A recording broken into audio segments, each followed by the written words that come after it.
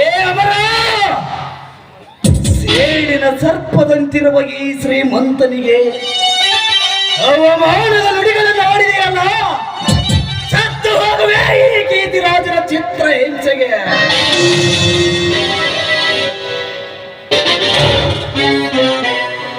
ಕೇವಲ ಮನೋಜನ ಸ್ನೇಹಕ್ಕಾಗಿ ಅವನ ಅಣ್ಣ ಅತ್ತಿಗೆಯನ್ನು ಹೆತ್ತವರೆಂದು ಪೂಜಿಸುತ್ತಿರುವೆಯಲ್ಲ, ಅದೇ ನಿನ್ನ ಪ್ರೌಢ ಸ್ನೇಹಿತನಿಂದ ಸಂಶಯದ ಸುನಾಮಿಯನ್ನೇ ನೆಪ್ಪಿಸಿ ನಿಮ್ಮಿಬ್ಬರ ಸ್ನೇಹ ಸಂಬಂಧವನ್ನು ಬೇರ್ಪಡಿಸಿ ಆನಂದದಿರುವ ನಿಮ್ಮ ಮನೆಯನ್ನು ರಚ್ಚನವರಾಗಿ ಮಾಡದಿದ್ದರೆ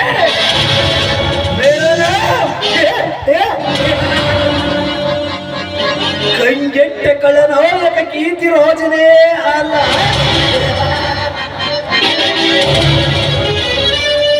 ಮನೋಜ ಊರಿಗೆ ಬರುವ ಸಮಯವನ್ನು ನೋಡಿಕೊಂಡು ಅಮರ ಮತ್ತು ಅವನ ಅತ್ತಿಗೆ ಅಂಬಿಕಾಳ ನಡುವೆ ಅನೈತಿಕ ಸಂಬಂಧವನ್ನು ಸೃಷ್ಟಿಸಿ ಆ ಮನೋಜನಿಗೆ ನಂಬಿಕೆ ಬರುವಂತೆ ನಟನೆ ಮಾಡಿ